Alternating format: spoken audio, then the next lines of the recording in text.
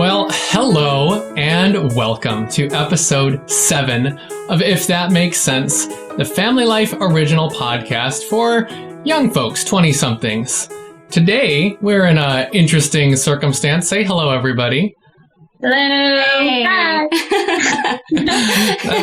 That's right. Yes, this is that fun time of life where the world is kind of separated into digital compartments for the time being.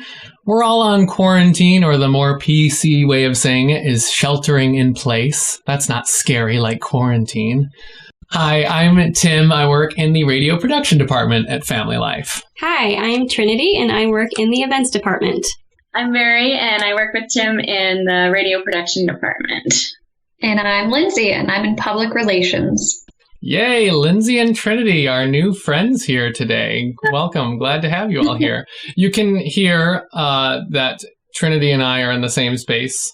Trinity and I are married, and she just started working recently at Family Life, so that's really cool. And so today's kind of a mixture of digital togetherness and actual togetherness, because this quarantine's got everybody in a different situation. So I'm just curious, what's it been like for everybody? Mary, can you share with us a little bit about just what is your life right now?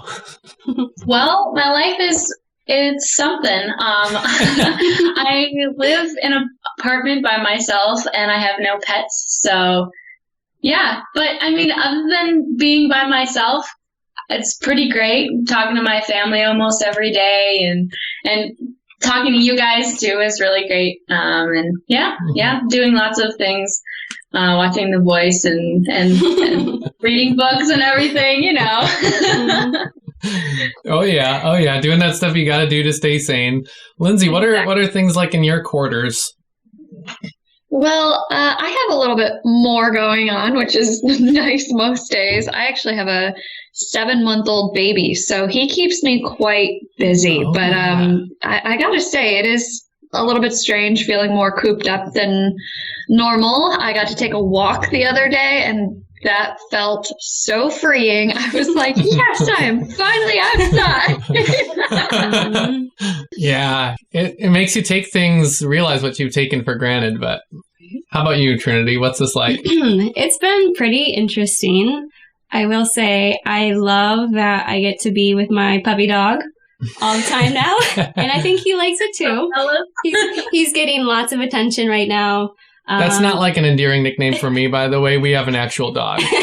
His name is Shasta, and he's an Australian Shepherd. And yeah, I think he likes it, and we're doing all right. And we're staying busy with everything we need to do for work. So it's been good. And just the way we're staying connected right now through technology kind of brings us to the place where I want to kind of springboard our talk off of today. And that is technology. Like, we're in the 21st century right now. We're talking over voice chat. Connection might be a little bit laggy here and there, but there's a lot of interesting stuff going on right now. What are you guys seeing happening in your digital worlds right now? You know, I've seen some really cool stuff going on, actually. You know, I feel like a lot of the times I'm like everything's online. It's so frustrating. But in a situation like this, I have a whole new appreciation for it.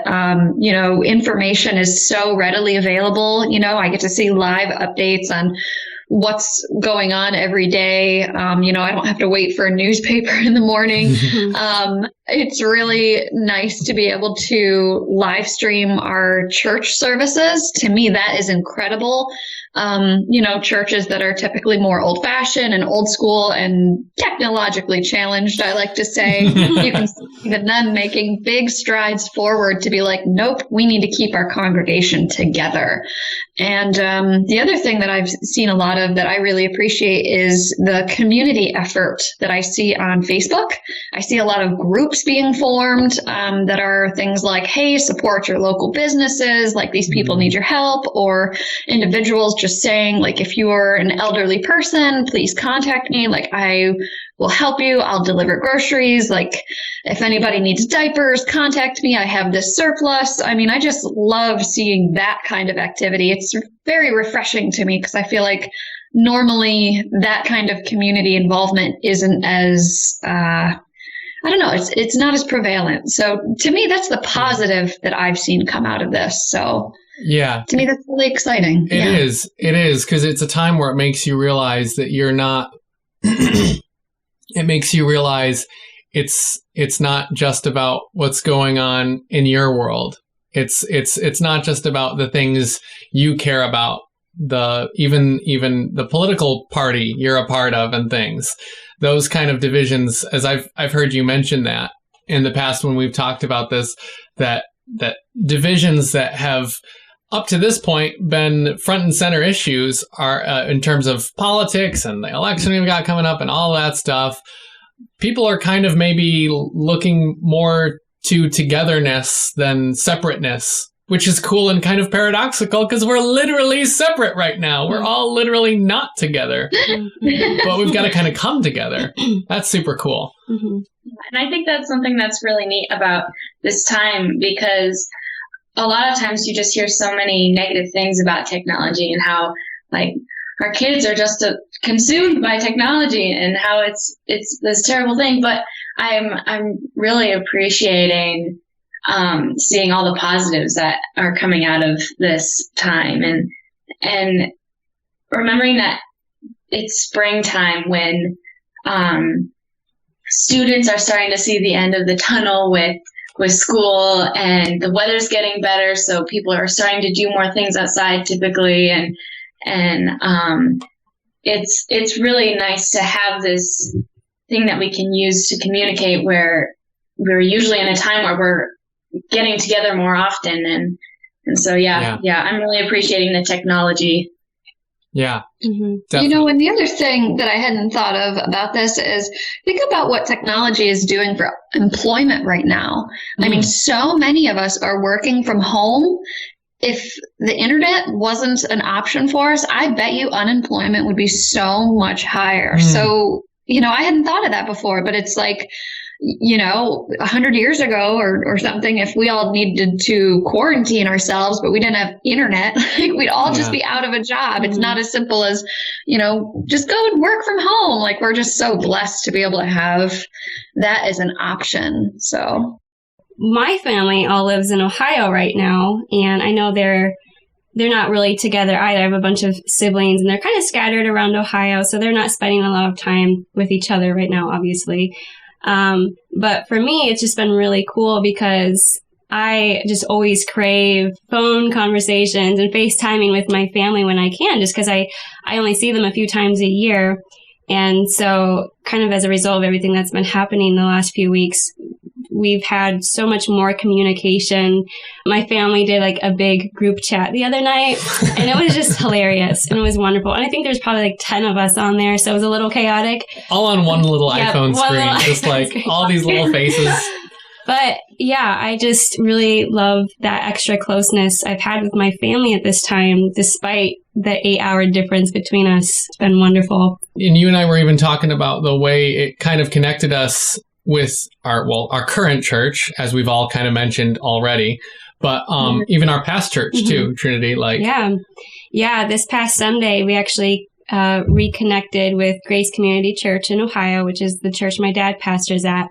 And it was just so cool to log on to Facebook and just see all of my friends that I've known for 15 plus years also on, just watching the same message together and listening to what, you know, my dad would have to say, as well as some of the other pastors. They did a round table talk. And I just was so encouraged by that. And I could see my siblings logged on too. He says, like, Shreya is watching, you know, Jonathan is watching. I'm like, I know them. I miss you. But yeah, that was just like a really unique thing, because we've never really watched a service live before. So yeah, it's different, but I've loved it. I love that connection that we've had with people who are far away far away from us, you know, at this time. Has just been really wonderful.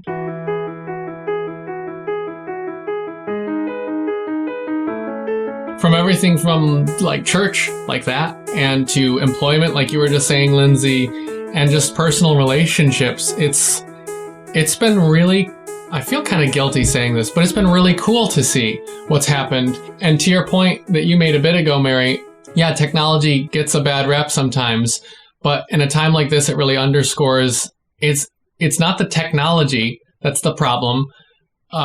It's the way we use it. There's some really beautiful things happening right now through technology, and I just think it's really cool when you get to see better natures prevailing in a time like this through the stuff we have. Like our IT guy at work was saying, just if this happened 10 to 15 years ago, it would have been so much more of a nightmare than it is today. It's really cool to see. So moving on a little bit here, we're all inside, we're all on our technology, but we're, for the most part, slowing down and staying in.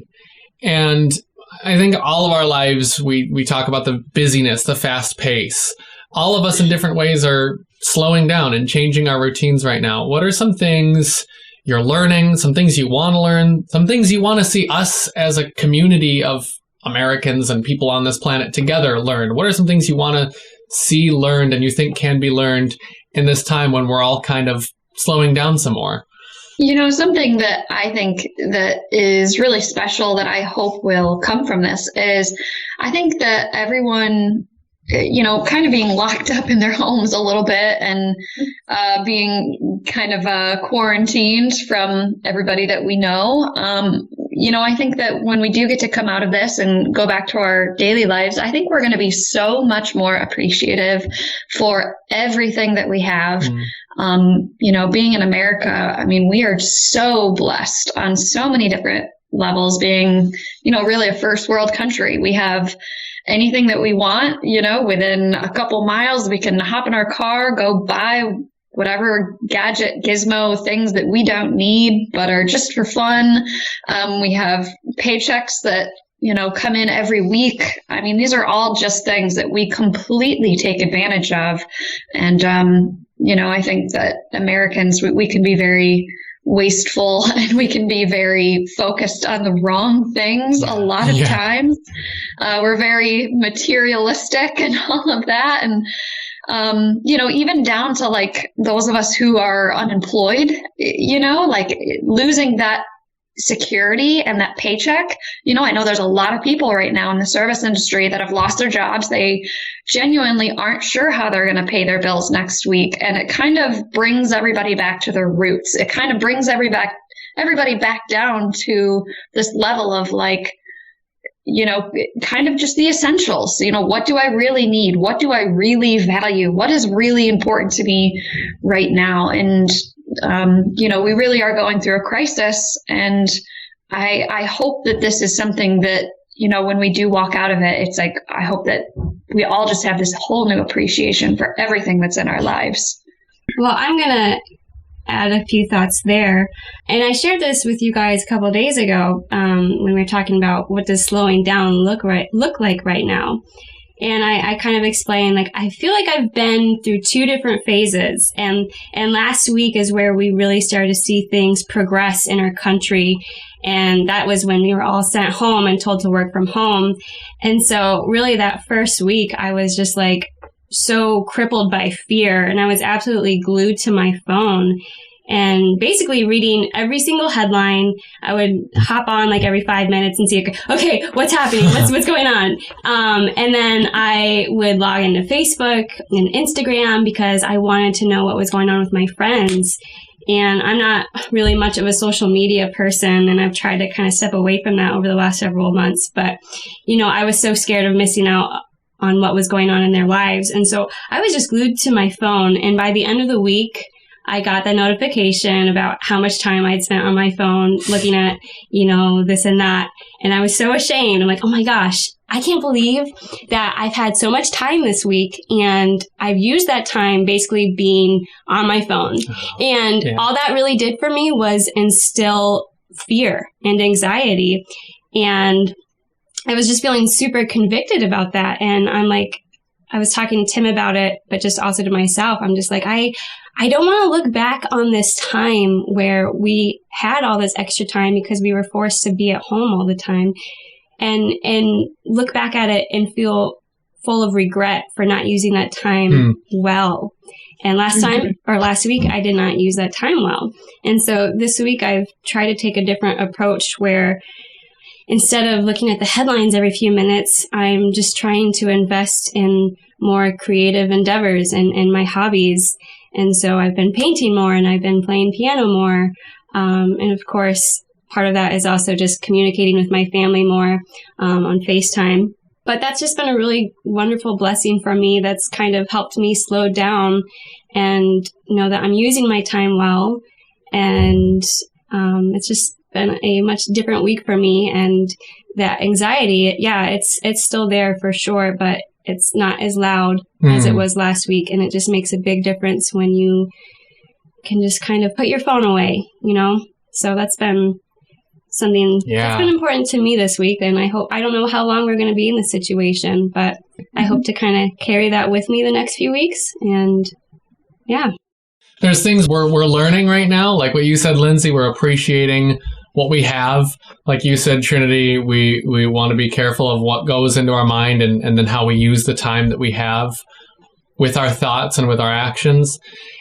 It really puts a big burden on us, doesn't it, though, for afterwards not forgetting all this stuff that we're saying we're learning. Like we have such a bad track record as humans of learning a thing, of being in a season and saying, oh God, thank you for showing me this and thank you for teaching me this. And then when the circumstances change, we so often go back to normal. Like if we come back and listen to our own episode here, we've got to use this as an opportunity to be like, oh, are we being accountable to that? Are we remembering those things? Mm-hmm. What about you, Mary? I've heard you talk about some things you've got time for now. Yeah, so I think it's funny that before all of this chaos that's been happening and everything, everyone was so busy all the time. And I was always hearing, oh, I'm just so busy, or I'm so tired and I don't have time to do all the things that I want to do. And it's really kind of cool in a weird sort of way to have this time now where we can do a lot of things that we wouldn't have time to do before. And of course, we can't do things with other people as much, but we can do things like read a book, clean your house, finish whatever project you're working on, or just taking time to pray and read your Bible. Yeah. And we actually have time to do that. And I have like a whole giant list here. I've just spent 2 minutes writing down a bunch of things that we could do, like learning a language, calling a friend, starting a prayer journal. There's so many things that we could use this time for. And I've found for me that it's kind of easy to say that and then go do something that's not productive at all. And at least for me, that's something that I have to be working on. And just okay, if I'm bored, instead of going and watching a TV show, I should go read the Bible or something. And yeah, that's just something that I've been thinking about recently. So yeah, definitely. That's a real thing. Having thoughts that we know would be best for the time and then actually putting them into practice. Yeah, especially with what I want to kind of lean us into next here in our conversation. I've been feeling a lot of that. And that is the idea of the hope we have as Christians specifically. So that's one of those areas where it's easy to know the right thing, and then it's sometimes harder to practice it. That's my own struggle. But I think that the whole reason we can say all these positive things we've said about what we want to learn through this and what we can do through this and what cool things we're seeing happen through this, I think a lot of the basis for those optimistic outlooks is that we ultimately have a hope that's deeper than this world. We have a hope that's based in Christ, a hope that's based in what he's purchased for us, what he's done for us. So what I want to kind of throw out there to each of us is, what does your Christian hope mean for you right now? And what can it mean for the world right now? And you can take either of those sides of that question. I would say that my faith in Jesus and the hope I have in him, it just gives me this inexplainable peace. And I was so encouraged by a message I listened to with with Tim a few weeks ago. His brother-in-law, who is also a pastor in Ohio, or actually, I'm sorry, my brother-in-law, he preached on John 14:27, which I'm sure a lot of people have been referring to that verse these last few weeks. But it says, "Peace I leave with you, my peace I give you. I do not give to you as the world gives. Do not let your hearts be troubled, and do not be afraid." That's Jesus talking there. Yeah, of course. Anyways, and so Christopher, as he was sharing this message, he was saying, the world gives us peace by giving us a sense of control. And so some of those things would be, having insurance, having plenty of money in your bank account, knowing the statistics, or in some people's cases, having lots of toilet paper. But, when those things disappear, we lose control of those things. When our circumstances change, we lose that control, the control that the world gives us. And what he was saying that just really stuck with me was true peace doesn't come from feeling in control, but it's by knowing that God is in control. And I have a tendency to, I want to control so much about my life. I think we all do. And it's so easy just to rest on the fact of, I still have this job. I have money in my bank account and I'm okay. And instead of looking to Christ, I'm looking at my circumstances, and that's not what God has for us. That's not what he wants for us. He wants us to be looking to him for that peace. And so I was challenged by that message, but just so encouraged. And again, even as I say that now, I know that I'm just so incredibly blessed because yes, I am still employed and I'm able to work from home, and we have food in our fridge and we have cars that work. And right now, there's so many people who don't have that, and they don't know Christ, and they don't have that hope and that joy and that peace that we as Christians have. And so for them to be going through this time is just, it looks totally different. And so I just say that so carefully because I also, if I were to lose my job, would I still be able to say, I trust you, God? Because it's a totally different thing, when that happens. And so, yeah, I'm just praying and trying to remind myself that, even if I feel comfortable right now, anything could change at any moment. And I just need to remember that God is present and he is there through all of it. And he loves me and he sees me. So I don't have to be afraid. And no matter what happens.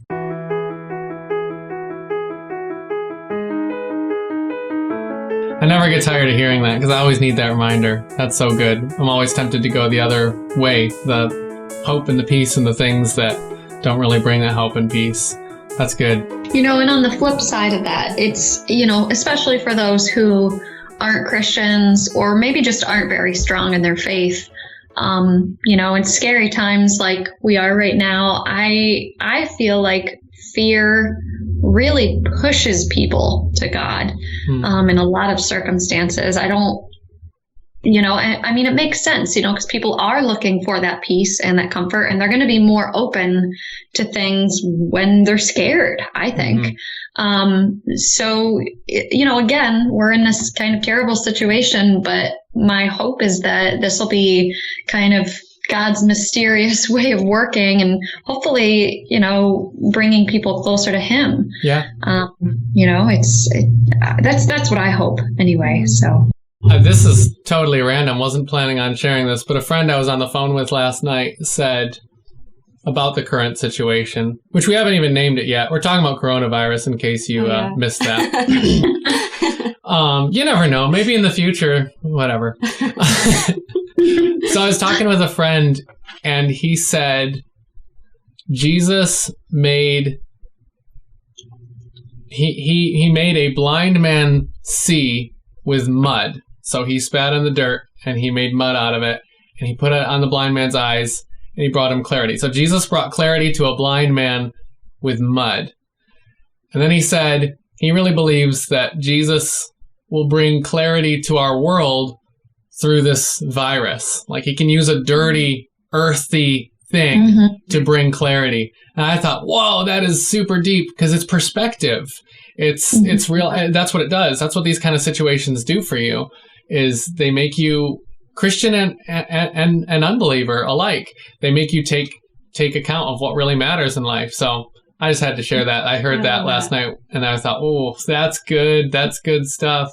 That's a very good point. One of the things I was thinking about is that we're so surrounded by fear.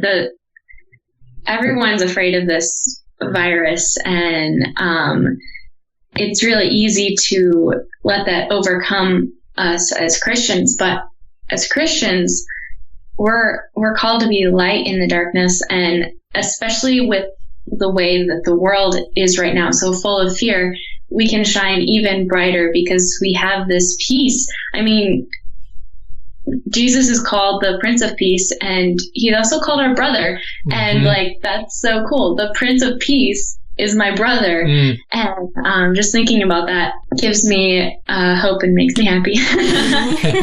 But a verse that keeps going through my head is that God has not given us a spirit of fear, but of power, love, and a sound mind. And I think that's something to keep in mind when we're looking at the headlines and listening to the news and talking to friends who don't have the hope that we have. I was just talking with one of my friends the other day, and she's scared because it's a scary thing that's happening, and especially with the way that the media magnifies everything. It's important to remember that there are a lot of people who are not doing great. Yeah. And we need to be compassionate and say, hey, I get it. It's scary, but I'm not scared because Jesus. Yeah, really. And I think that's important to keep in mind when we're talking with our friends and such. Yeah, I was just going to comment on that what you just said right there, Mary, that it really is a scary time. And that's good, because this is kind of what I was getting at a little bit earlier when I said what I struggle with is really holding on to that Christian hope in the right way. What I mean by that is I'm okay right now, personally speaking. Like I'm doing okay, you know? My situation, I'm very blessed, to use the overused but still applicable Christian word. I'm super blessed right now. I really am. But will I still have that hope if I am not what the world would call blessed? You know, will I still have that hope if a beloved family member who has a worse off immune system than mine gets this? Will I be okay if I am laid off? Will I be okay if the stores go totally, you know, shelves empty? All that kind of stuff. Where is my hope really? Mm-hmm. And so kind of the caution I've been thinking to myself, and I think would be good to share here for others who are feeling like me right now, is when I say, don't worry, God's got this. That's a true statement to say, don't worry, God's got this. That is true for a believer. But do I mean, don't worry, God's got this because I'm doing fine right now? I've got a job, I've got my health, I'm young. Don't worry, God has totally got this. Or do I mean, don't worry, God has got this no matter what happens? And I think a lot of times it's tempting for me to use it and think about it in that first sense, like, God's got this, I'm doing fine. Or when I say, don't worry. When I say, don't worry about it, it's our Christian, you know, we're commanded not to worry as Christians. That's true. But when I say, don't worry, am I really meaning to myself, hey, don't get concerned about this kind of thing. You don't need this kind of negativity in your life. You're all right. Well, no, don't worry doesn't mean don't be concerned. This is a real issue, and it's costing a lot of people a lot. It's costing the world a lot right now. It's wrong to not be concerned about what's going on. And as you mentioned, Mary, it's our responsibility to be compassionate as Christians. So it's important to remember when I say, don't worry, God's got this, to myself, I've got to remind myself, yes, but I've got to consider that statement outside of just the controlled context of my own life and realize, yes, we all are okay because God has us all in his perfect plan no matter what comes.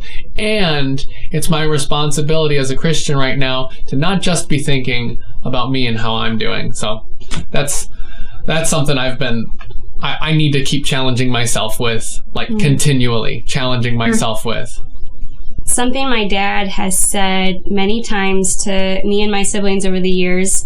I think it's something he heard in college. And he reminded us again this past Sunday. He says, don't doubt in the dark what God has done for you in the light. And I think it's so easy for all of us right now to be doubting God when we're so afraid. And God is always good. And He's present. So I think that's just a wonderful reminder. Even when times are hard and we're in this really scary situation, don't doubt Him. And doubt is probably one of the biggest struggles for me personally, is just doubting the character of God, but especially when times are hard. And so that's also just been a wonderful reminder for me this week, and I hope that also encourages you guys. Yeah. And that verse you shared, John 14:27, where Jesus says, I'm going to read it again because it's so good. Peace I leave with you, my peace I give you. I do not give to you as the world gives. Do not let your hearts be troubled, and do not be afraid. He says that like hours before going to the cross. He's able to say that, and that's true, hours before going to the cross. And as I was thinking about that, it's so important because those words are only true for His followers because He did go to the cross. So that reminder right now, whether it's a cross you're facing, a personal one, for Jesus, it was the literal cross bearing the sin and shame and punishment of all of humanity. But He was able to look at that and look at His followers and know what was coming up and say, I'm leaving you peace. I'm about to overcome the world. I'm going to give you a peace that is unlike anything the world can supply you. And that's ours right now. That's the peace we get to have right now. If you liked what you heard today here on this podcast, if that makes sense, please subscribe wherever you get your podcasts. You can find us on Apple Podcasts or Spotify, any of those places you find podcasts. If you're old school, you can also go fln.org/podcast and get started on the old computer there and find us that way. Also, though, I want to let you know about some other really cool Family Life original podcasts. Therese Talk, that's Therese Main, or from the morning show if you listen to the Family Life broadcast. She shares a lot of really cool tips and recipes and has interviews. It's a really cool podcast. Also, 10 Minutes With, that's another Family Life original podcast, which, if you couldn't guess by the title, is only 10 minutes long. So it's a little shorter than this conversation we've had here. But they're really cool because they're conversations with artists and authors, other Christian names that you're going to be familiar with, and hearing some Family Life people talk with them. So you can find all of those by searching those names, 10 Minutes With or Therese Talk, wherever you get your podcasts, or just go to fln.org/podcasts. We also want to know what you want to hear us talk about here on If That Makes Sense. So let us know at mail@fln.org.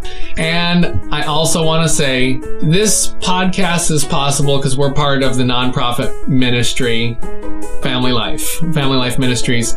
We would be so appreciative if your appreciation of this podcast leads you to make a gift. That is awesome, and that's how things like this are able to be done. So that's fln.org/give if you're interested. Thank you so much for listening. We look forward to talking with you in the next one.